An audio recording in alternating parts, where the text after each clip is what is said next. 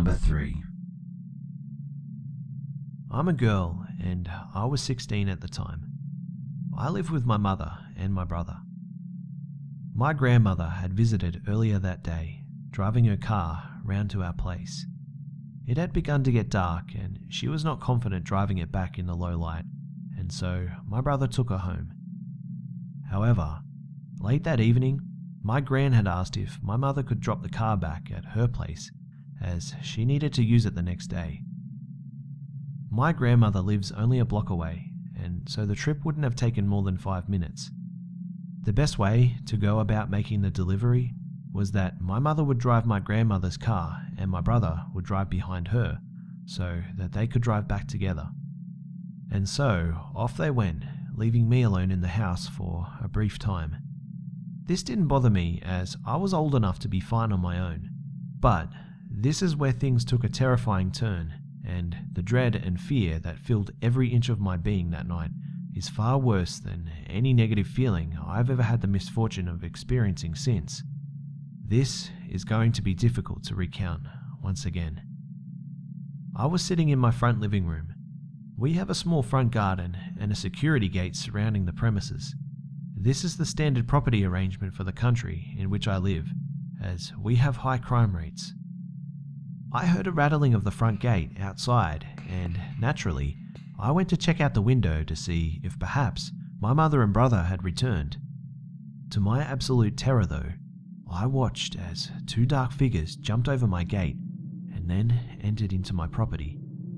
Adrenaline immediately kicked in, and in a fluster, I ran to the phone and dialed my mother's cell phone number. My heart sank as I heard her cell phone ringing in the next room. I couldn't waste any time, and I rushed to dial my brother's cell phone number, only to discover, in shock, that he too had left his phone at home. I was now completely panicking, and ran to the front door in search of at least one of the 2 sets of house keys so that I could turn the garden beams on. It's a motion sensor security system, and it's triggered by movement, and it sets the alarm off with an extremely loud siren and alerts the local security company. I couldn't find either set, and would later find out that my brother and mother, they'd each taken a set, but neither of them had turned the beams on after they left. At this stage, I was really freaking out, and I felt that I didn't have enough time to search for the local police department's number, nor did I have the security company we were protected by's number. I felt utterly helpless. Not a minute or 2 later, my mother and brother arrived home. They parked and exited the car, and then they made their way to the front door, all the while being completely oblivious to the fact that the 2 intruders, they were waiting around the side of the house, concealed in the darkness. As my mother and brother entered, I screamed that someone was on the property and that I didn't know where they had gone to, running to the back door to check the backyard. It seemed to me that my mother and brother, they just stood there, unable to process what exactly it was that I was saying, leaving the door and security gate open behind them. As I turned from searching out the back, I heard my brother yelling out the front door for whoever it was to fuck off and get the fuck off of our property. I ran over to the fireplace to grab the poker. It was always in the back of my mind that if something like this ever were to happen, the fire poker would be an easily accessible weapon to use.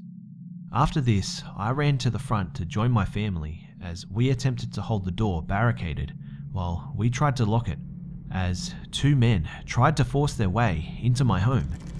It was too late to lock the gate at this point, but we managed to get the chain latched on the door, but with the 2 men pressing their weight against it, the chain was taut, and one of the men reached their hand into the gap and the chain gave way too. I felt sick to my stomach to realize that I had not grabbed the fire poker, but instead the fireplace brush. It was an utterly stupid mistake, but with all the commotion, I wasn't being careful enough. Now that I look back on it, we may have been able to protect ourselves to some degree with the fire poker, but if the men were ultimately in anyway, they could have essentially pried it off of us and used it against us. After a few seconds of struggle, the chain broke and our safe haven, it was invaded. As these fuckers barged in, my mum instinctively pressed the emergency panic button by the front door, something I would have done had I not been under the impression that those panic buttons had been broken for several years. The men, they both had guns, and as the first man who had entered realised what my mother had just done, he hit her over the head with the back of his gun. The three of us were then pushed down onto the ground and held at gunpoint by one of the men, while the other one went around the house, taking valuables which included my mother's laptop, hard drive, cell phone, and any money and bank cards we had. The men must have known that they were running out of time, as they didn't go through the entire house, leaving most of our things with us. However, they took my mum's laptop and hard drive, which was devastating, as my mother runs her own company from home, and everything on the electronics was business related and incredibly valuable information. While that man was gathering the items that he could, the other that was holding us grounded proceeded to shout at us, kicking at my brother in the face and verbally threatening our lives, as if staring down the barrel of his gun was not enough torment. Somewhere within all of the commotion, I managed to get hold of one of the sets of house keys, and I pressed the panic button on the remote, as well as putting the beams on in preparation for the men's departure, as this would also set off the alarm. When the other accomplice returned, they proceeded to tell my mother to give them car keys, which she did. They also took the other set of house keys. We were then ushered outside, and I was walked from the front door to the garden, which tripped the beams and set the alarm off. The alarm siren, it was now going off, and the men realised that they had to get out of there or they would be caught, and so they fled. They left the car as they didn't have time to take it, and they jumped back over the gate just as they had done before, and then it was over. I stood in the front garden, clutching myself in the embrace of my mother, in shock as the words of one of the men echoed through my head. When I was separated from my brother and my mother outside, I had one of the men point his gun at me, and he told me to get into the car and that they were going to take me from my mother with them. They were going to take me with them. They were going to kidnap me. However, as my mother saw the man raising his gun to me, she ran in front of me in my defense, which is why I wound up in her arms. She did not hear what he said to me though. A few minutes later, the security company, they arrived, followed by the police and an ambulance. The hours that followed were filled with statements being taken, my mother being taken to the hospital for an open gash in her scalp, and arrangements being made for where we would be staying until the house had been cleared. The events that night were incredibly traumatic, but things could have been a lot worse. People need to be very vigilant. Complacency is extremely dangerous. Number 2. When I was young, I was always scared of the dark, and I'd freak out and cry if the power went off. I hated it, to the point that I would use nightlights or keep the light in the bedroom on, even now as a 26-year-old woman. No one could ever really understand, but since I have the terrible gift of seeing things that cannot normally be seen, I was petrified. Even going out late at night, I will walk in the middle of the street, scared of what could be under the parked cars or watching me from the bushes. When I was younger, about 17 years old, my worst fear, it happened. I knew I shouldn't have gone out in the backyard. I knew it, but I still had to. Tomorrow was garbage day, and of course, because I'm lazy and procrastinate, I had to take out 3 bins of garbage at 3 in the morning. My parents were out of town, like so many other times when shit went down, but I'll share those another time. The bins, unfortunately, they had no wheels, and they had to be carried from the back of the house, around the side where the gate was, and be put on the curb. I kept the dogs inside, worried that they might run off, and I put on the outside light on the garage and the house. I loved those lights because it would come on when someone walked by, and it both scared and relieved me. So, I took the first bin, getting that nauseous, scared feeling in the deep pit of my gut. But I pressed on, walking past my old kitchen set from when I was a child and an old pizza box that was still closed. I put the garbage bin on the curb and then I walked back. Now, when you walk around the side of the house from the back to the side, the light will go off when you turn around the corner, and when you walk back, it'll come on when you walk up onto the deck or close the garage. The second time I went, I still felt scared, quickly looking at all the dark corners and crevices where someone could be hiding, and quickly grabbing the second bin. I put it on the curb and I walked back before grabbing the third. By this time, my whole body was telling me to run. Just go, get away. But I stupidly grabbed the bin and walked to the side of the house. From the corner of my eye, I watched the light go out as it normally did. But then, it turned back on within one step. And the kitchen playset, it fell over behind me. My eyes widened and my heart jumped into my throat as I turned around. What I saw was a simple black shadow from behind the corner, on the grass, stretching over the lawn. Its limbs, they were thin. There was no hair or any hint of clothing. Well, that's all I had to see before I turned around and ran towards the open gate, still carrying the garbage can like an idiot. As soon as I stepped out of the gate, it slammed behind me. It was leaning against the fence and literally slammed behind me with the force of nothing I'd ever seen before. That night, there was no wind, and the cool air stayed perfectly still. How it slammed shut, I'll never know. But as soon as I realized, I threw the bin and ran to the curb.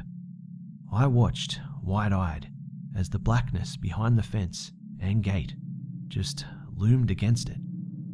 There was shuffling, and what I knew as the pizza box, it was being pushed around on the cement walkway. Something was there. It was right there, looking at me, concealed by the dark. I watched it, praying that the grey fingers would not push through the gaps, repeating in my head, "I'm not ready to go. I'm really not ready to go."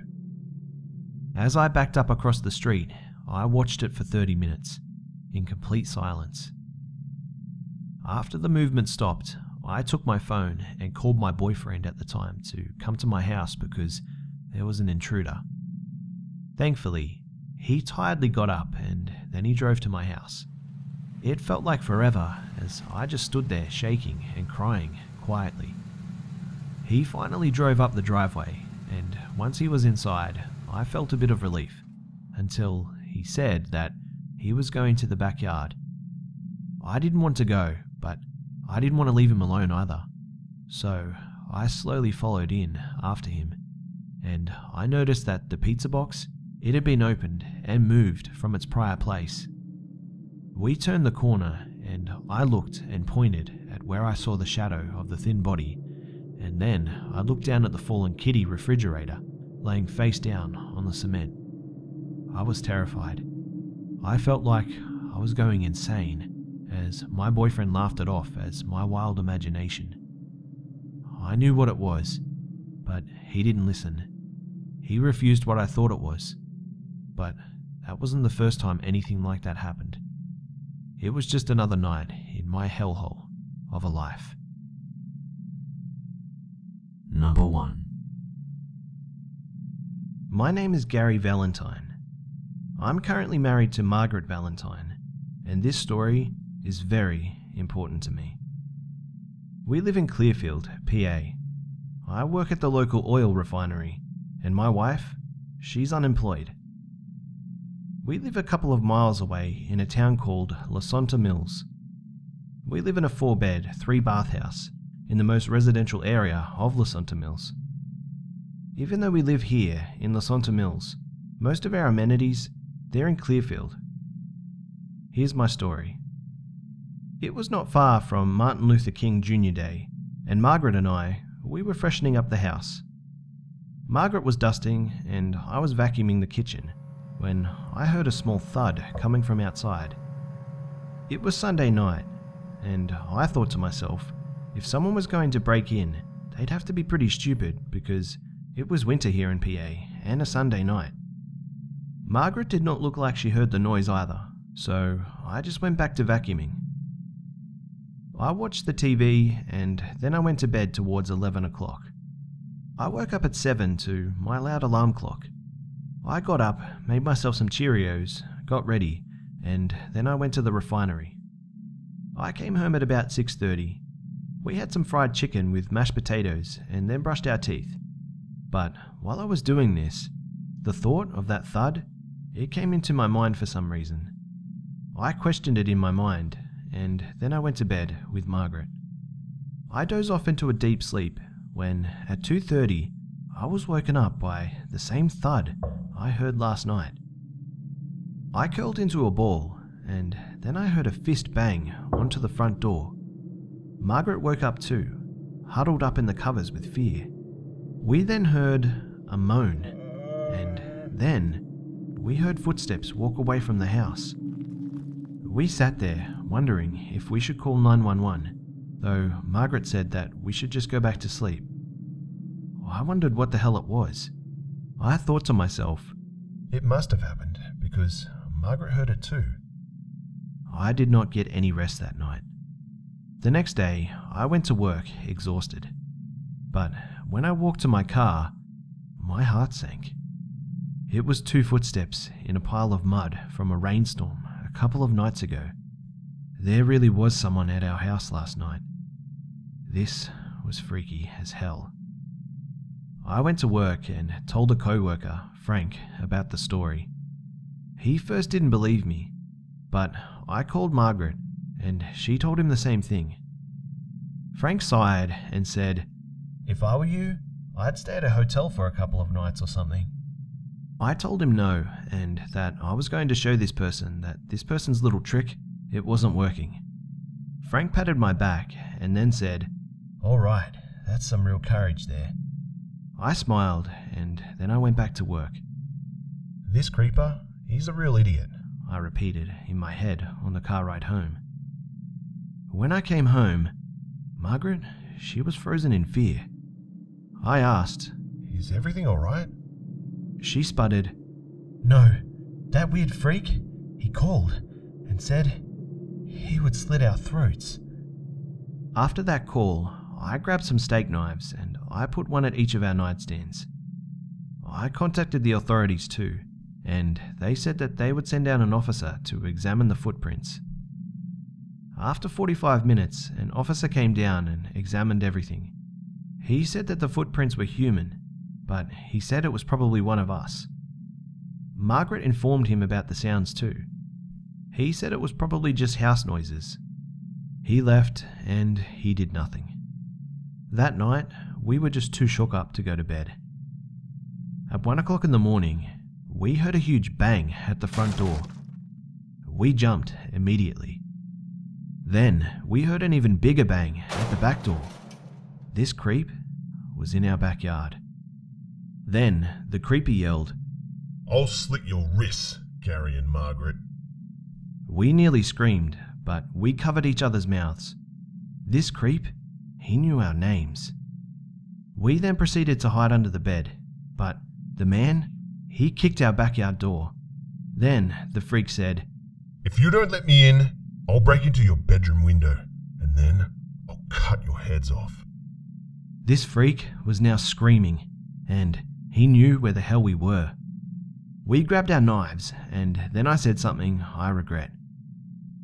Get off our damn lawn, or else I'll come out there and stab you myself in the face, you freak. He stopped talking for some time, and then he said that he would be back. I tried to call 911, but that freak, he'd wreaked havoc on the power box. An officer came at 1:30 though, due to a neighbour calling, and what we saw freaked us out. The back door, it now had 4 glass panels wedged into the middle of the door, and there was a huge crack right down the centre. The officer made some phone calls, after which he stated that all the local hotels, they were all booked out. So we decided to stay, which I really regret. We managed to get some sleep, and it was now time to work at the refinery. I told Frank the story, and of course, he was in shock. But he said that currently, he had a family living in his place, so we couldn't stay at his place. Confused as to what to do next, I stopped for gas on the way home. The man at the counter, he said that I looked like crap, and honestly, I felt like it. But I told the man to shut up, and I walked away from the gas station into my car. That man, he had no idea what I was going through. Margaret and I, we just couldn't go to bed, but we needed to get some rest, so we tried to get to sleep. At 2 o'clock, we heard 3 extremely loud bangs at the front door. Margaret and I, we instantly knew who it was. It was that same guy, though we didn't speak. We then hear 2 more softer bangs at the front door. Then we heard what sounded like someone kicking at the front door. At that very moment, I regretted not going to a hotel, even if it did mean having to pack up and move somewhere. I also thought to myself, how the hell would all local hotels be booked? This guy then moved to our bedroom window and was cussing at us, telling us to burn in hell. Then, after about 20 attempts, he finally broke down the door. We grabbed our knives and tiptoed to the master bedroom. We heard glass being smashed from the kitchen. This freak was in our kitchen, and he was destroying it. Then, all of a sudden, he left screaming, "Tomorrow, Gary and Margaret, you're going to die." We heard more glass being smashed, and then a door opening, and then he left. We huddled in the bathroom together with the door locked, and eventually we drifted off. We woke up, and obviously I was not attending work that day. We went downstairs, and we saw that the whole kitchen, it had been destroyed, and there was glass all over the place. We went to my Aunt Sarah's house in Clearfield, and we talked about the situation. She said to stay with her, so we nodded our heads and we said thanks. We went to bed at 8:30 that night while Sarah stayed up. It was totally peaceful. That is, until 3 o'clock. We were woken up again by 5 loud bangs. Margaret and I, our hearts skipped a beat. That psycho was at Aunt Sarah's house. This time, he broke down the door fairly quickly. Sarah went down, and then we heard Sarah scream, the most awful scream we'd ever heard. We heard a chainsaw, and then footsteps coming up the stairs. We had brought a knife each into the room, and we held them high. We heard the man say, "Time to die." The door creaked open, and what we saw was a man, probably 6 feet, with black hair, dark brown eyes, and a chainsaw. He leaped into the air while swinging the chainsaw, though he missed. Then he grabbed Margaret's right arm and said, "Bye."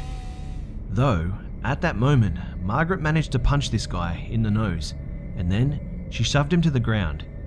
She was about to stab him when he kicked her in the right leg, which made her fall down. He was about to kill her with that chainsaw when I stabbed him in the back. He turned his head and tried to take a swing at me, though I stabbed him in the arm. He kicked me and punched me in the nose twice when I stabbed him in the stomach, and then in the left leg.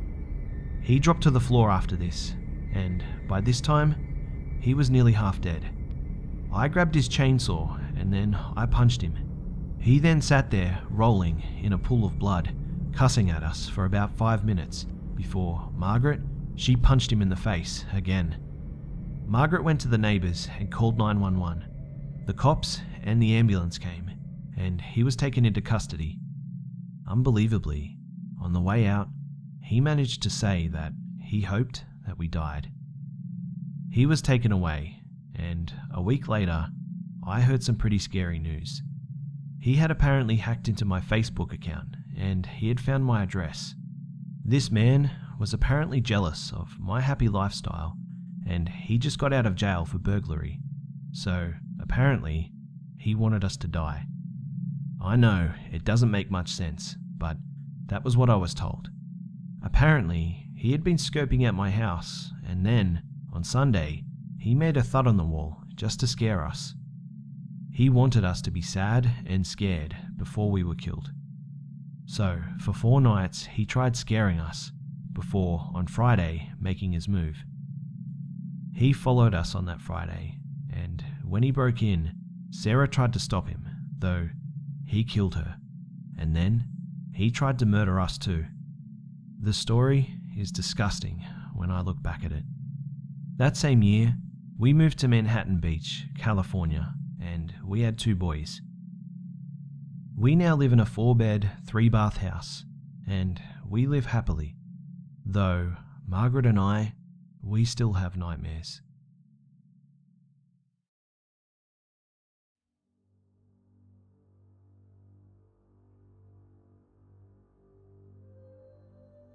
G'day mates, it's Busta here.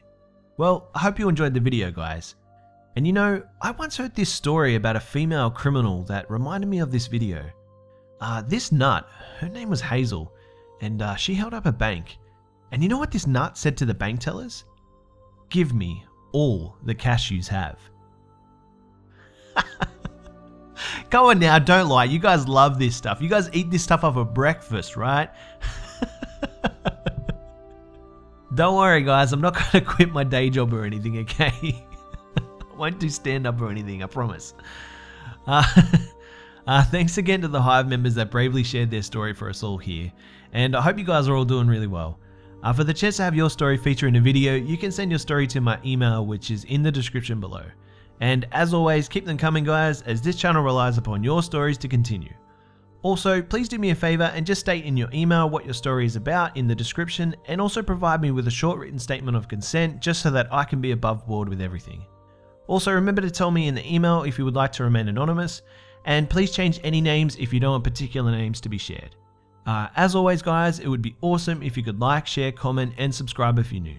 Don't forget to follow me on Facebook, Twitter, and Instagram for updates throughout the week. You can also catch me on my second gaming channel, all of which have links in the description below.